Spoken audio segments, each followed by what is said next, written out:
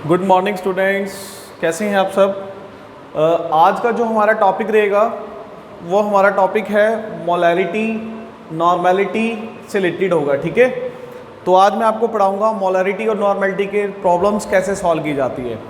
तो इसको स्टार्ट करने से पहले मैं आपको कुछ कंडीशन समझाना चाहता हूँ, फिर उसके बाद हम इसके न्यूमेरिकल्स पे चलेंगे। ठीक है, तो देखिए, जब हम मोलैरिटी की बात करते हैं, किसी भी सॉल्यूशंस की मोलैरिटी की बात करते हैं, तो मोलैरिटी में हम number of moles of solute divide by volume of solution पर लीटर निकालते हैं। ठीक है, और जब हम नॉर्मेलिटी की बात करते हैं तो नॉर्मेलिटी में क्या होता है, gram equivalent of solute divide by volume of solution in litre होता है। ठीक है, अब हमें जो है मोलैरिटी में कोई ज़्यादा प्रॉब्लम नहीं आने वाली, क्योंकि मोलैरिटी में हमें मॉल्स निकालने हैं और वॉल्यूम को लीटर में रखना है। ठीक है, हाँ, यहाँ पे ध्यान देने वाली जो मेन बात है वो ये है कि आपकी गिवन वॉल्यूम लीटर में होनी चाहिए, राइट। अब नेक्स्ट, अगर हम नेक्स्ट की बात करते हैं कि इसमें जो ग्राम इक्विवेलेंट ऑफ सॉल्यूट है वो कैसे फाइंड हो सकता है, तो ग्राम ऑफ इक्विवेलेंट निकालने के लिए आपको मास इन ग्राम होगा गिवन, उसको आपने इक्विवेलेंट मास से डिवाइड कर देना है। अब लेकिन क्वेश्चन अब फिर यहाँ पर फिर आ जाता है कि इक्विवेलेंट मास कैसे निकालेंगे, तो इक्विवेलेंट मास निकालने के लिए फॉर्मूला आपका molar mass divide by acidity और बेसिसिटी, या फिर आप सिंपली बोल सकते हैं OH नेगेटिव आयंस और H पॉजिटिव आयन। ठीक है, तो पहले हम इसको समझते हैं, फिर एक न्यूमेरिकल्स करूंगा मैं, उसकी हेल्प से आपको समझाऊंगा कि कैसे सॉल्व हुआ। पहले मैं आपको बताता हूँ कि हमारा ग्राम इक्विवेलेंट ग्राम और इक्विवेलेंट मास कैसे निकाल सकते हैं। तो ठीक है, एक एग्जांपल लेता हूँ मैंने आपके लिए एग्जांपल लिया H2SO4, राइट। और मैं अब यहाँ आपको बताना चाह रहा हूँ कि इक्विवेलेंट मास कैसे निकालेंगे। तो देखिए कैसे निकालते हैं। तो मेरे पास इक्विवेलेंट मास निकालने का फॉर्मूला था molar mass divide by acidity और बेसिसिटी। तो स्टार्ट करते हैं। तो सबसे पहले मैं क्या करता हूँ, मोलर मास निकालने जा रहा हूँ। तो मोलर मास निकालने के लिए मुझे सबसे पहले क्या चाहिए, हाँ जी सॉरी, ठीक है, मोलर मास के लिए यस एटॉमिक मास निकालने, मुझे एटॉमिक नंबर यानी मास नंबर जोड़ने हैं सारे। तो हाइड्रोजन का मास होता है 1 मल्टीप्लाई बाई 2, ओके। सल्फर का जी 32, ऑक्सीजन का 16 मल्टीप्लाई बाय 4, 2 प्लस 32 प्लस 64, अगर मैं टोटल कैलकुलेट करता हूँ तो 98 आता है। ठीक है, तो ये मैंने क्या कैलकुलेट किया, मोलर मास। अब मैं चाहता हूँ कि इक्विवेलेंट मास आ जाए इसका, तो फॉर्मूला लगाता हूँ मैं 98 डिवाइड बाई एसिडिटी और बेसिसिटी। ठीक है, या फिर मैंने लिखा OH नेगेटिव या फिर H पॉजिटिव। अब इसको आप ऐसा समझ सकते हैं, इजी के लिए बता रहा हूँ कि जो फॉर्मूला होगा उसमें आपने ये देखना होता है, ये वाली कंडीशन कि OH और H पॉजिटिव कितने आयंस बन सकते हैं। तो मुझे पता है अगर मैं इसको ब्रेक करूंगा तो इसमें 2 मुझे पॉजिटिव आयंस मिलेंगे, यानी 2 पॉजिटिव आयंस और SO4 2 नेगेटिव आयंस। तो मुझे यहाँ पर 2H मिल जाते हैं। तो इसका मतलब मैं इसको डिवाइड करने वाला हूँ 2 से। समझ रहे हैं आप, दोबारा समझिए कि जो फॉर्मूला आपको दिया होगा उसमें मुझे देखना है कि कितने आयंस बनेंगे मेरे पास, H पॉजिटिव और OH नेगेटिव। तो इसमें H पॉजिटिव कितने बन रहे हैं 2, तो डिवाइड बाय 2, तो आंसर इज 49। तो ये मेरा इक्विवेलेंट मास हो गया। समझे आप इक्विवेलेंट मास कैसे निकाला जाता है।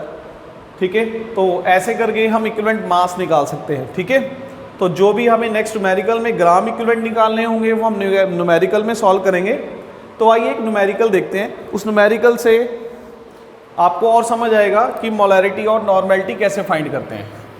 तो नेक्स्ट एक न्यूमेरिकल लिखता हूँ मैं। ठीक है, पहले थोड़ा सिंपल पे चलेंगे, पहले सिंपल्स, फिर थोड़ा सा टफ करते जाएंगे कि कैसे सॉल्व हो सकता है। पहले एक सिंपल लिखते हैं, पॉज कीजिए। मुझे दिया हुआ है 4.9 ग्राम H2SO4 dissolve in 2 litre of the solution. ठीक है, और क्वेश्चन मुझसे बोल दिया गया है कि फाइंड कीजिए आप, फाइंड मोलैरिटी एंड नॉर्मेलिटी। ये मेरे पास एक क्वेश्चन है। ठीक है, इस क्वेश्चन से मैं आपको क्या करना चाह रहा हूँ, दोनों चीज़ें समझाना चाह रहा हूँ कि मोलैरिटी कैसे फाइंड करेंगे और नॉर्मेलिटी कैसे फाइंड करेंगे। तो आइए समझते हैं। तो पहले हम चलते हैं मोलैरिटी पे। ठीक है, हाँ जी, तो मोलैरिटी के लिए करते हैं। तो मोलैरिटी क्या कहती है, आपके पास नंबर ऑफ मोल्स निकाल लीजिए। अगर आपने मेरी पिछली वीडियो देखी है तो नंबर ऑफ मोल्स हमने निकाले हुए हैं। नंबर ऑफ मोल्स निकालने का फॉर्मूला था गिवन वेट जो भी आपके पास गिवन वेट होगा divide by molar mass.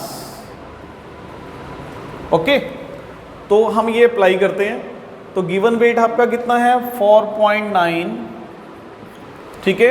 Molar mass अभी अभी हमने ये किया, आपका सॉल्व किया था हमने, कितना आया था 98। तो ये मेरा आ गया आपके पास मोल्स, ठीक है। तो मैंने सबसे पहले मोल्स निकाल लिए। अब मैं चलता हूँ मोलरिटी के फॉर्मूले पर। ओके, तो मोलरिटी, तो हम कैपिटल M निकालने वाले हैं। तो नंबर ऑफ मोल मैं फॉर्मूले में रख रहा हूँ, नंबर ऑफ मोल्स मैं निकाल चुका हूँ 4.9 divide by 98 given divided by volume of solution in litre. तो volume of solution is litre is 2, तो डिवाइड बाय 2। ओके, इसको आप सॉल्व कर लीजिए। पॉइंट हटा देते हैं हम, पॉइंट हटा के आपका 10 आ गया, 49 से ये 2 पर कैंसिल हो गया। तो आपका यहाँ पर आंसर आ गया 1/2 2 ज़ा 4 1/40, यानी जो उसकी मोलैरिटी आ गई आपके पास वो 1/40 आ चुकी है। समझे आप कैसे किया मैंने, ठीक है। ऐसे ही नेक्स्ट चलते हैं। अब देखिए नॉर्मेलिटी के लिए क्या करना पड़ेगा मुझे।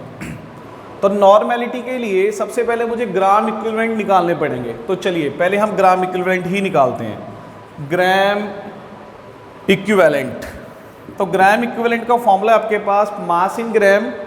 मास कितना है हमारे पास, हाँ जी, मास कितना है 4.9 डिवाइडेड बाय, अब आपको बोल रहा है कि इक्विवेलेंट मास रख दीजिए।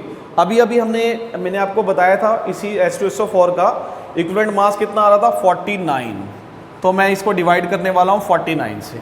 तो यानी ये मेरे क्या निकल गए आपके पास ग्राम इक्विवेलेंट ऑफ सॉल्यूट, ठीक है। अब हम नॉर्मेलिटी के लिए अप्लाई करते हैं। तो अगर मुझे नॉर्मेलिटी को फाइंड करना है तो मैं नॉर्मेलिटी का फॉर्मूला यूज़ कर लूँगा। तो नॉर्मेलिटी का फॉर्मूला क्या है, ग्राम इक्विवेलेंट ऑफ सॉल्यूट। तो ग्राम इक्विवेलेंट ऑफ सॉल्यूट मेरे को पता है, ठीक है। और डिवाइड में मेरे पास क्या है volume of solution in litre, तो ऑलरेडी गिवन है, डिवाइड बाय 2। फिर सॉल्व करते हैं, इसको हटा के 10 आ गया आपके पास, 49 से 49 कैंसिल, तो आंसर इज 1/20, ठीक है। क्लियर हुआ आपको। तो इस तरह से सॉल्व करके हम मोलैरिटी और नॉर्मेलिटी के न्यूमेरिकल्स को सॉल्व कर सकते हैं, ठीक है।